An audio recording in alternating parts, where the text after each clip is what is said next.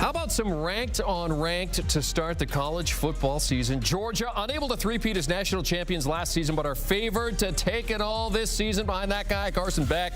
Clemson just running it back. All of their starters were on the team last year. Only FBS team with 0 transfers added. Opening drive the third quarter. Georgia's already up 6. Carson Beck with the lob to Arian Smith for the first down and more. 36 yards for a gain there. Later in the drive, Beck to Colby Young for the 7-yard touchdown. Georgia up 13-0 after the made extra, and the Heisman campaign begins.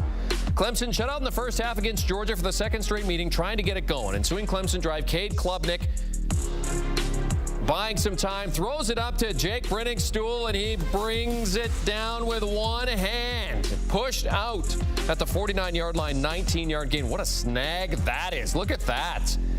Backside, too. So nice. We showed it to you a few times there. Ensuing Georgia drive, though. Beck finds Dominic Lovett, makes a few jukes, and is brought down at the 1 after a gain of 13. First and goal.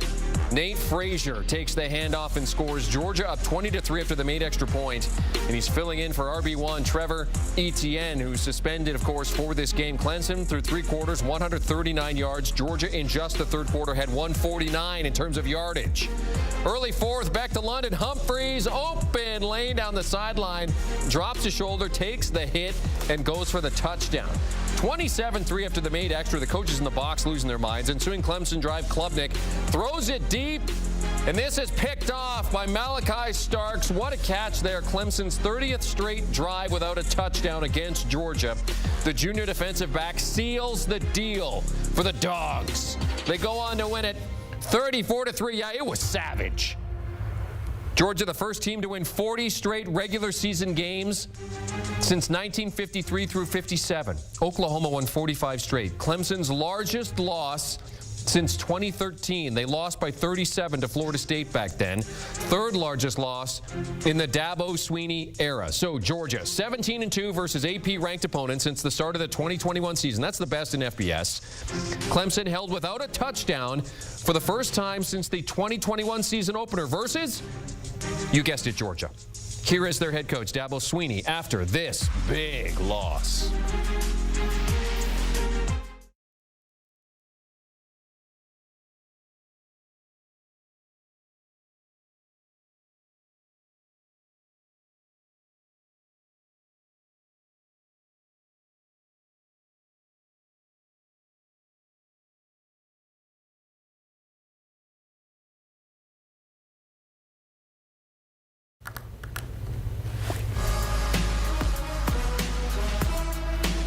All right, we have some technical difficulties there. Dabo's talking.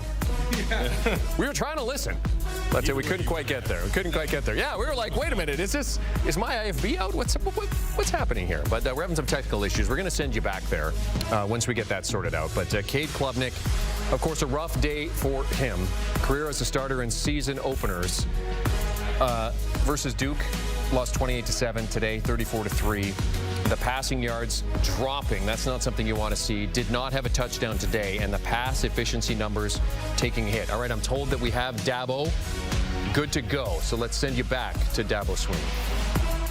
That kid will show up Monday ready to go, and he's just going to keep getting better. But I thought he competed his butt off, and I thought Brenny did some good things. Antonio, obviously, he had the one huge play that got called back.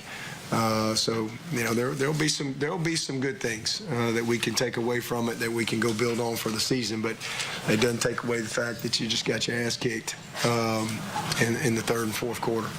Talk about the decision to take the kickoff and put you offense home field versus taking it the second half. Yeah, we just one of those things we talked about going into it.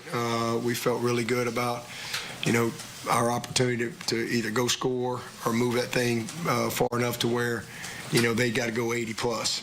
And again, we had a couple critical penalties, that really cost us. The motion call was same thing. It was close. It was close watching the video on the sideline, but they called it. We kind of got in a little bit of a hole right there. We didn't anticipate that, but we wanted to take the ball.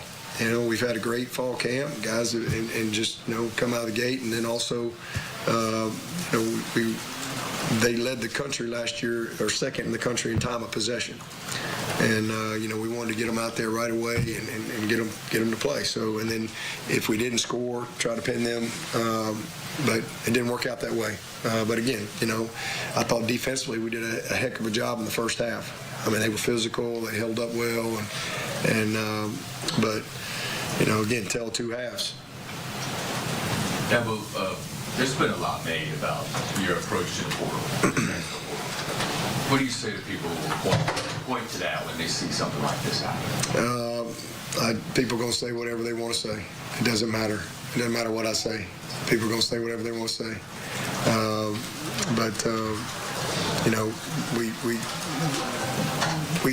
We do what's best for Clemson year in and year out.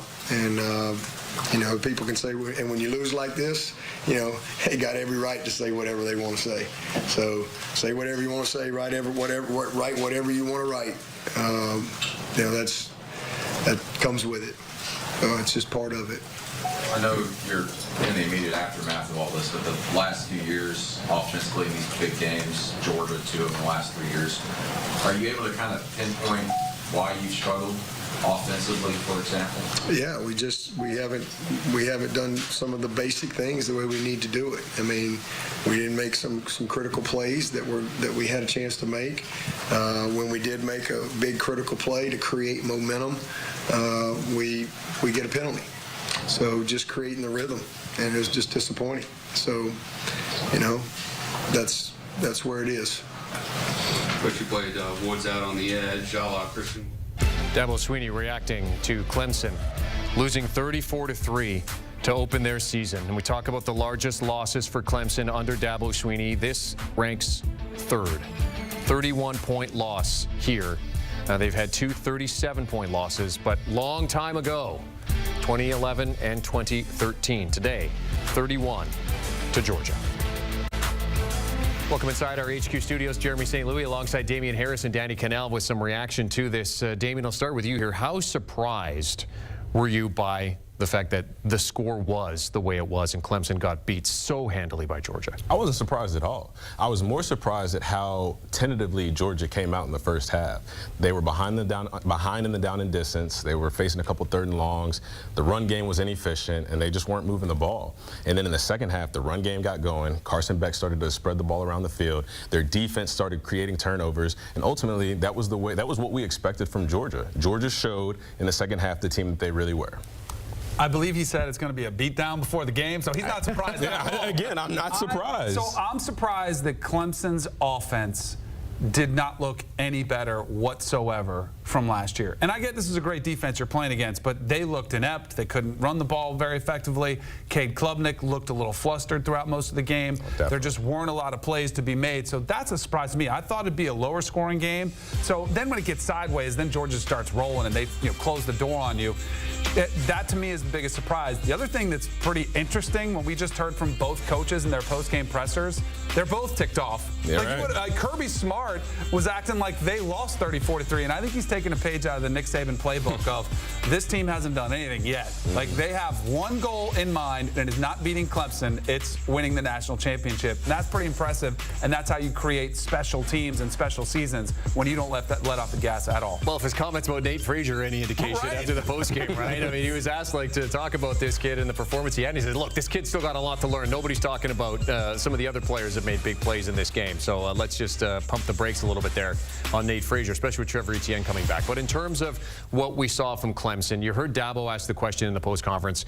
Everybody always talks about the fact that he just refuses to dip into the transfer window, that his belief is that we can grow a championship team here. Danny, when does it get to the point where he's going to have to do it? Like, when you lose 34-3 to the #1 team in the nation, and you expect your program to be able to compete with that, at what point does Dabo finally look in the mirror and say, okay, look, we do need to do this? I do not think it'll be this game. I just don't. Like, he's stubborn. You heard him after the game. He's like, hey, you guys can write whatever you're going to want. And I will say I'll defend him in this, because I just went back and looked at a couple teams last year. Ole Miss has attacked the portal more than anybody.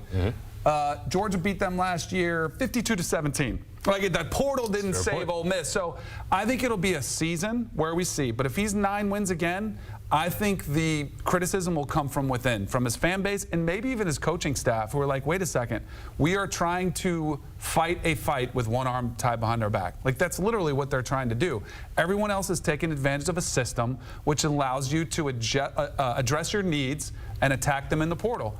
And look at Ohio State. They didn't bring in 40 players. They brought in a handful of guys of what they needed, and I think that's what Clemson needs to adjust to, but I don't know if Dabo's going to do it. He's a stubborn man. Yeah. He's stubborn, for sure. Well, I mean, he says it, you know, like he lets his record speak for itself, right? But at the same time, when you're competing for national championships, Damien, at what point, you know, what does it take in order for you to say, okay, look, we've got to do something here because we aren't able to compete? And for the ACC, right, here's another knock against the ACC. Clemson's trying to get out of there. They can't compete at the way that the roster is structured with the SEC. Look at what Georgia's doing.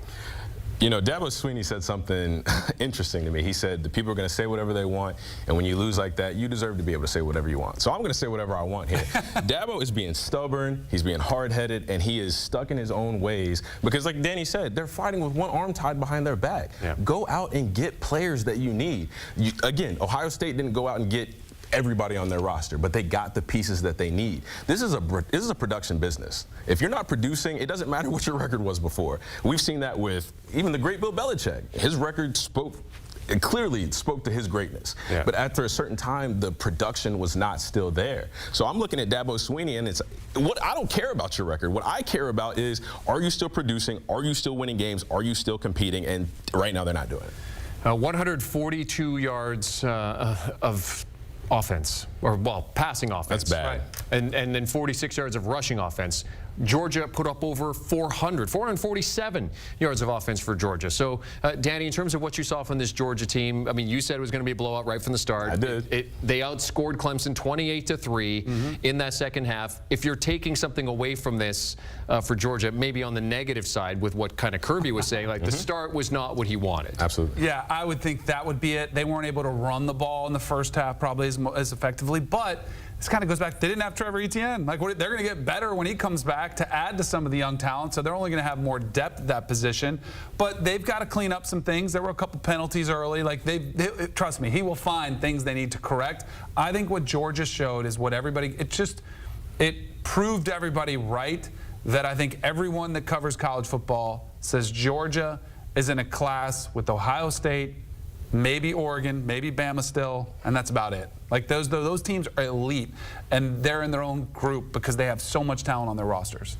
But we know right now that Georgia's elite. We haven't seen those other teams yet. So we know where Georgia's kind of setting the bar at this point in terms of what we saw. Carson Beck, he's a Heisman favorite. I mean, are you excited about what you saw from him today, or was there still some things that kind of, you know, that might hinder him in terms of his Heisman campaign? I wasn't satisfied. I mean, he played well. He managed the game. And again, this is a game where I said they were going to blow Clemson out. They blew Clemson out. I don't think it should have been as competitive as it was. I think he played well. He managed the game well. He kept Georgia in a position to win. But we're talking about the Heisman Trophy here. We're talking about guys like Shadur Sanders, who just put up 445 yards. Travis Hunter, who had 137 yards receiving, 3 touchdowns, and then played however many snaps he played on defense. So when we're talking about Heisman Trophy caliber players, like, even though this was it was an onslaught towards the end, but I still want to see more.